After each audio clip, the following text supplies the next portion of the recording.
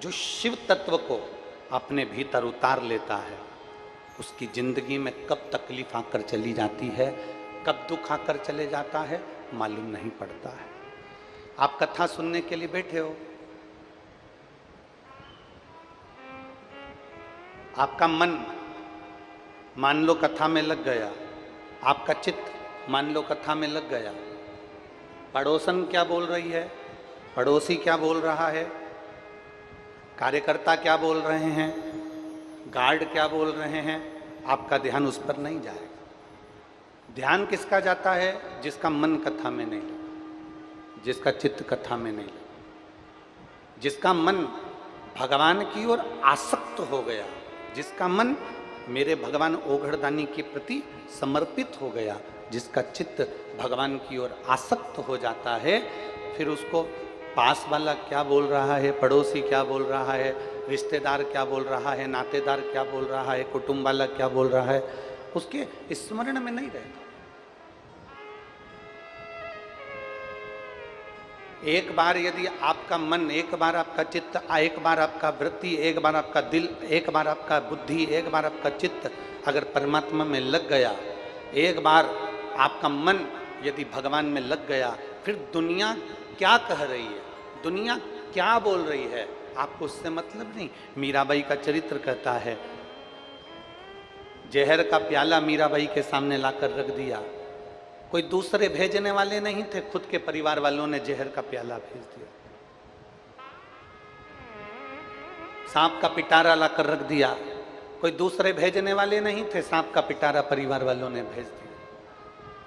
शेर के सामने ले जाकर खड़ा कर दिया जंगल में, किसी दूसरे ने नहीं भेजा था, रिश्तेदारों ने भेजा था।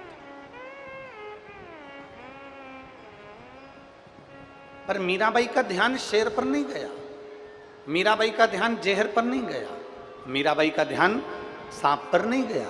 मीरा तो भगवान गिरधर गोपाला के, मेरे ठाकुर के, मेरे कृष्ण के, मेरे कलुहा के, मेरे कृष्ण के भक्ति में ऐसी डूबी रही मीराबाई, ऐसी डूबी रही, ऐसी डूबी रही कि कब जहर अमृत बन गया, कब सांप माला बन गया और कब सिंह पास में से आकर निकल गया, ये मीरा को भी नहीं मालूम पड़ा।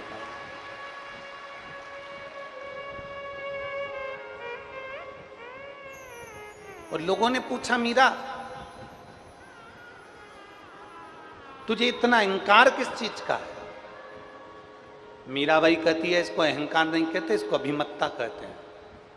और मुझे मेरे गुरु पर अभिमत्ता है, मेरे गुरु पर मुझे अभिमान है।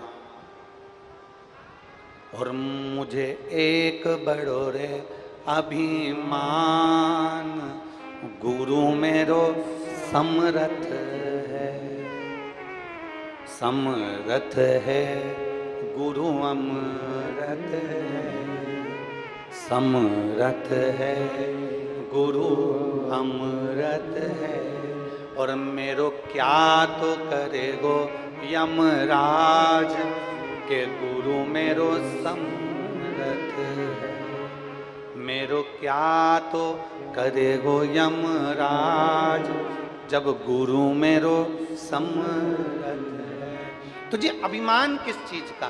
मीराबाई कहती है, मुझे अभिमत्ता मेरे गुरु की है, क्योंकि मेरे गुरु ने जो ज्ञान दिया, मेरे गुरुजी ने जो मुझे धीरज दिया, मेरे गुरुजी ने जो मुझे सहनशीलता दी, मेरे गुरुजी ने जो नम्रता दी, मेरे गुरुजी ने मुझे एक अखंड भगवान की भक्ति दी है। और उसने कह दिया गुरुजी ने कि कहीं भी क्रोध नहीं करना, कहीं अपशब्द नहीं कहना, कहीं किसी पर अपशब्दों का बौछार न करिएगा। गुरु ने, मीराबाई कहती है, मुझे नम्रता दी है, गुरुजी ने मुझे सहनशीलता दी है, मेरे गुरुजी ने मुझे बहुत कुछ दिया और उसमें अखंड भगवान गिरधर गोपाला का जाप भी दे दिया। ये मेरे गुरु ने दिया।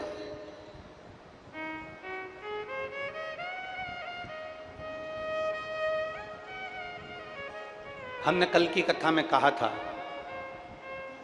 कल की कथा में देवादिदेव महादेव के चरित्र में जब हम श्रवण कर रहे थे तो आपको कहा था, भगवान धन दे देता है, दौलत दे देता है, सत्ता दे देता है, वैभव दे देता है, प्रतिष्ठा दे देता है, कुर्सी दे देता है, पद दे देता है, तुम्हें जंगल में भेजकर भजन भी करवा देता है, तुम्हें संत साधु गुरु तपस्वी वक्ता श्रोता सब बना देता है, भगवान तुम्हें दुनिया भर का ठाठ दे देता है, पर शिव महापुराण की कथा कहती है भगवान सहनशीलता केवल अपने भक्त को ही दे पाता है, सहनशीलता अपने भक्त को ही प्रदान करता है।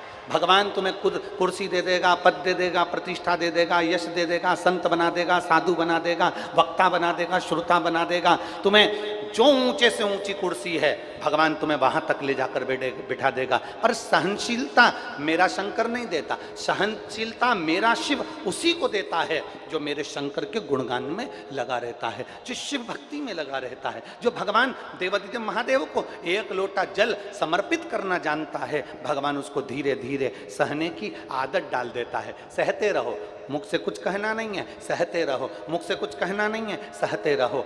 सहते रहोगे तो एक दिन वो भगवान देवादिदेव महादेव भी तुम्हारे लिए आकर खड़ा होगा और अंत में उसका जवाब मेरा देवादिदेव महादेव ही देगा। शिव तत्व को प्राप्त करो।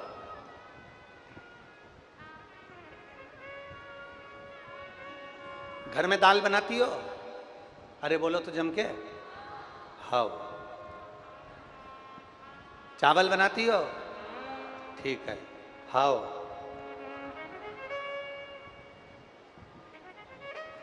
चलो बताओ जल्दी से कैसे बनाती हो? दाल बनाने के लिए सबसे पहले क्या करना पड़ता है? जम के बोलते जाओ जल्दी से। दाल लेना पड़ती है, फिर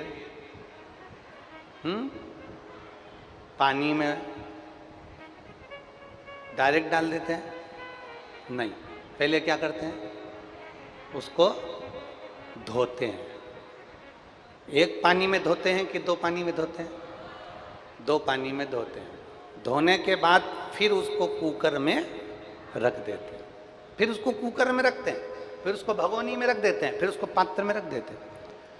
दाल बनाने के लिए 2 बार धोना पड़ता है, 3 बार धोना पड़ता है। चावल बनाने के लिए 2-3 बार धोना पड़ता है, फिर वो कुकर में रखाता है। उसी तरह जैसे तुम दाल बनाते हो तो 2-3 बार धोकर साफ कर कर कुकर में रख देते हो, उसी तरह मेरा परमात्मा भी संसार में तुमको दुख और सुख में खूब धोता है और धोने के बाद फिर अपने दिल रूपी कुकर में रख लेता है। बोल बम का नारा है, जम के बोलो जरा। बोल बम का नारा है, सारी समस्या का हल। जैसे तुम दाल को धोती हो फिर कुकर में रख देती हो, चावल को धोती हो फिर कुकर में रख देती हो, उसी तरह परमात्मा भी तुम्हें किसी के शब्द से, अपशब्द से, तानों से, गाली से, आड़े टेढ़े व्याख्यान से, कहीं ना कहीं किसी ना किसी रूप में, कष्ट में, बीमारी में, तकलीफ में मेरा बाबा भी तुमको धोता रहता है, धोता रहता है। और जब तुम आखिरी में एकदम साफ हो जाते हो तब मेरा देवादिदेव महादेव दिल रूपी कुकर में तुमको बिठा कर रख लेता है।